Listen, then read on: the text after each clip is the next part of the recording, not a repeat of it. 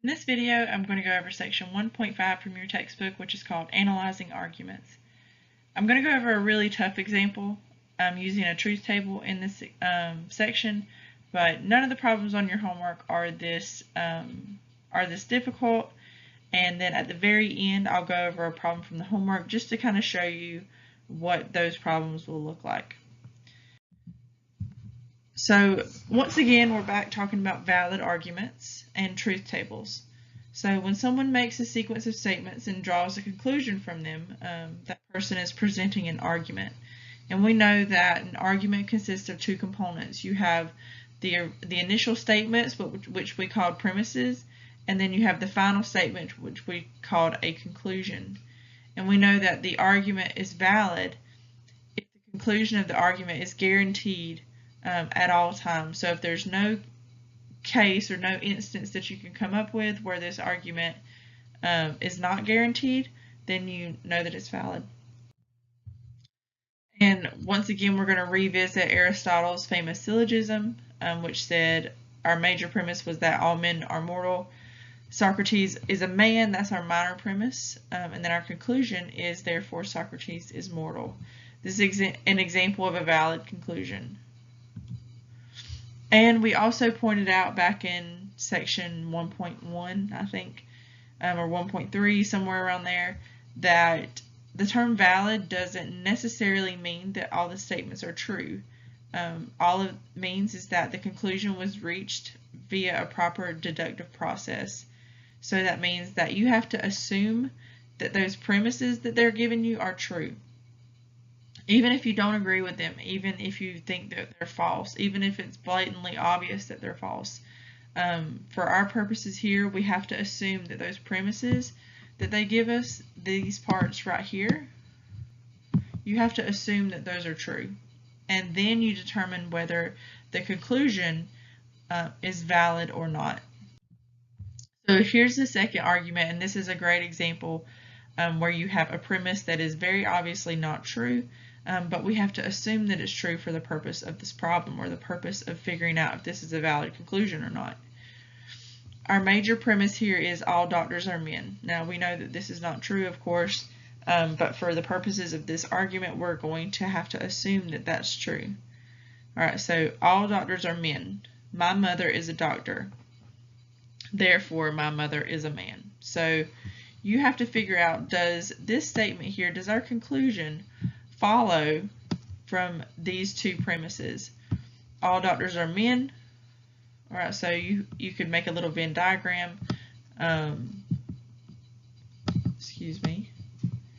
You could make a Venn diagram and make this just men.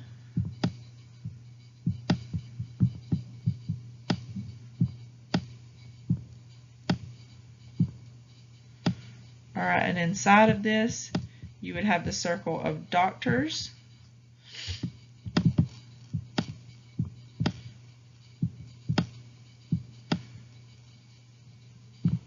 All right, so this is the big circle is men, our little circle is doctors.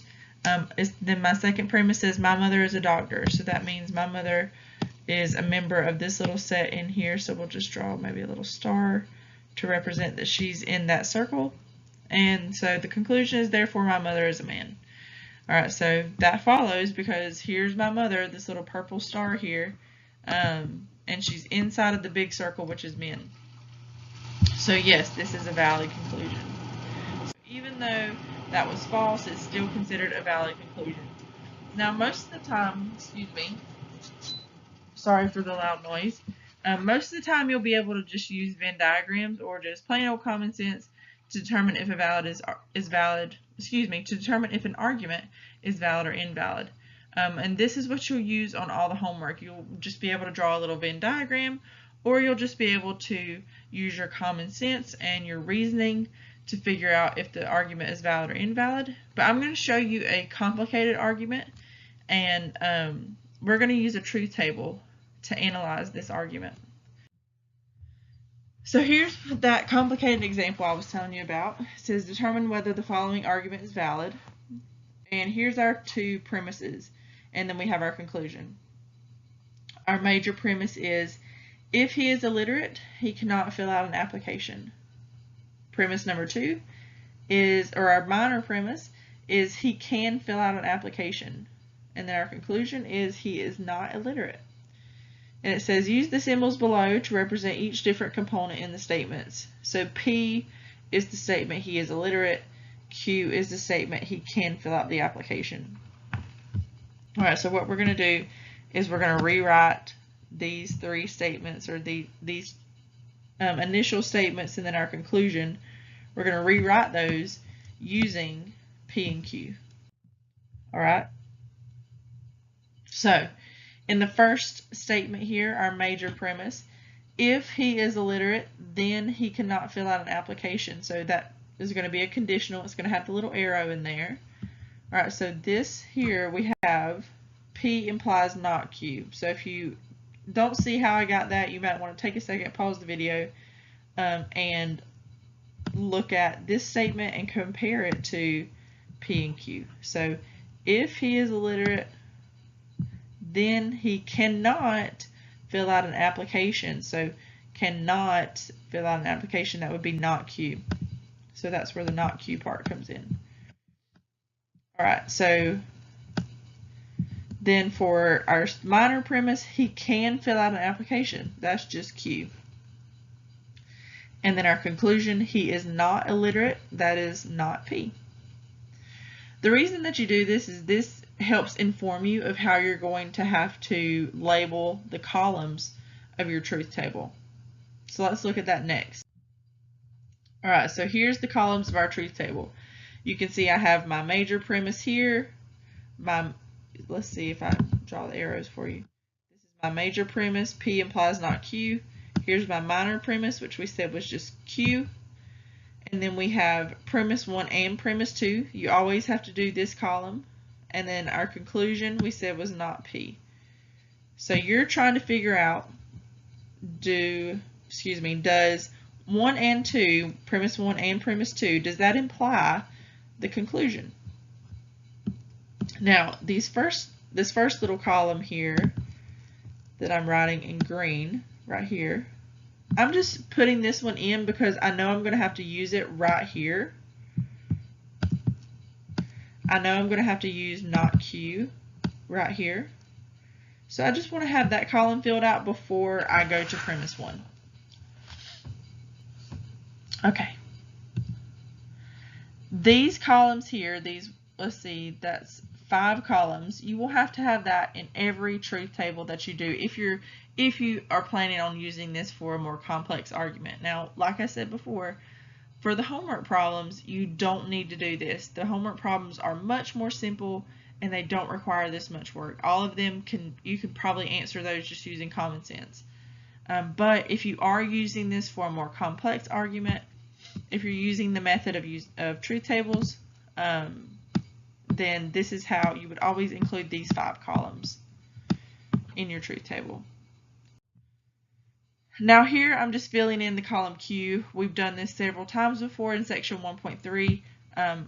Obviously I just want to make sure that I have one of each, so I have true, false, true, true, false, false, and false, true.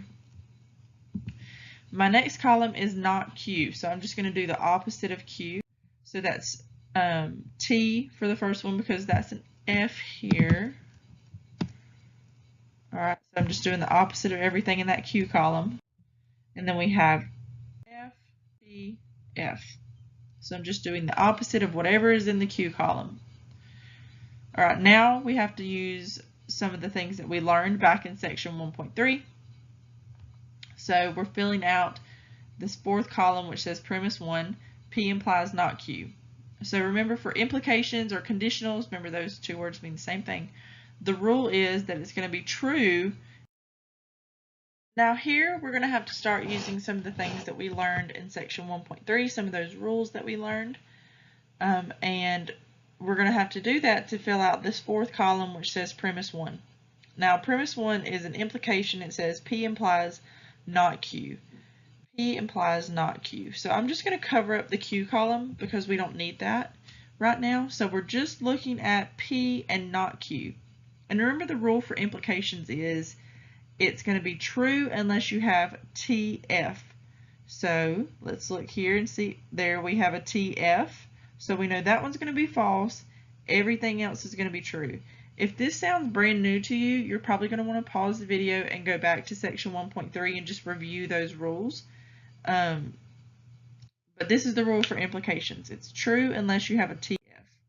So everything is true except for that second, or the column that said TF. Now we're moving on to our premise 2 column. We are right here. We should be right here. All right, and that's just Q. So we're just copying down the Q column. All right, so just copy down that Q column. All right, so that goes in FT, FT. Now we have to use another rule that we learned, the AND rule. The rule for conjunctions says it's going to be false unless both are true. False unless both are true. So here we can see the only place we have both of them true is that very last row. So everything's going to be false except for that last row. And now we're going right along. Now we're just sort of going to be ignoring everything else right here. You're just not even looking at that anymore because we've already done 1 and 2. So we've already taken into account premise 1, which is right here, and premise 2. So we no longer need to look at those because we've got them summarized in this one column. And then our conclusion, we said, was not P. So we just need to refer to our P column and then do the opposite of that. So that's true, true, false, false. So our not P column is going to be false, false, true, true.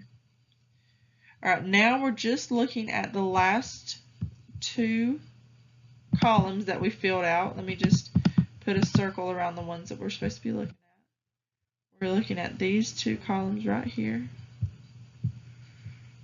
All right, and again, this is an implication. So remember, implications are going to be true unless you have TF. So you look here and see if you have any TFs. Here we have FF, FF, FT, and TT. So we don't have any TF. So that means everything is to be true. So everything was true. And now we can determine, once you've got your last column filled out, then you can determine whether it's valid or invalid. That was the whole point of this question, is to figure out if the argument was valid or invalid. And the way that you do that is this rule right here. It says if your last column is either all T's or all F's, then your conclusion is valid. And ours here is all T's. So that tells us that the argument is valid. And also, just another little fact for you guys, if you end up with a truth table and in your last column you have all T's, this has a special name and it's called a tautology. A tautology. So maybe I'll make this like a little bonus question on the test. So if you have all T's in your last column, then this has a special name and it's called a tautology. Alright, so going back to the original question, they asked us to determine if the argument was valid. This is a valid conclusion because we ended up with all T's in the last column. Remember, it's okay. It's going to be valid if you have all T's or all F's in your last column. Now let me show you a problem from the homework, just so you can compare and see how much easier the homework is going to be. All right, so here we have a problem. This is number 3 from the homework. There are 4 questions on this homework assignment. It says, define the necessary symbols, rewrite the argument in symbolic form, and use a truth table to determine whether the argument is valid. You don't have to do that. It says, no one who can afford health insurance is unemployed. So to me, basically, what that's saying is if you can afford health insurance, then you are employed. Okay.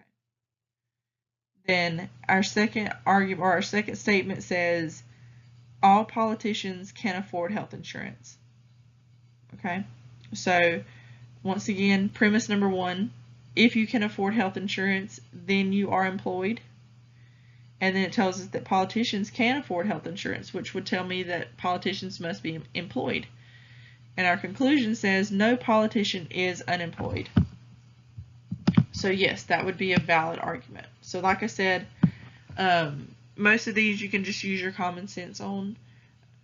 that this will be what the problems on the homework look like. You won't be doing any massive truth tables. Excuse me, I meant to say this is what the problems on the quiz will look like. You won't be doing any massive truth tables in the quizzes.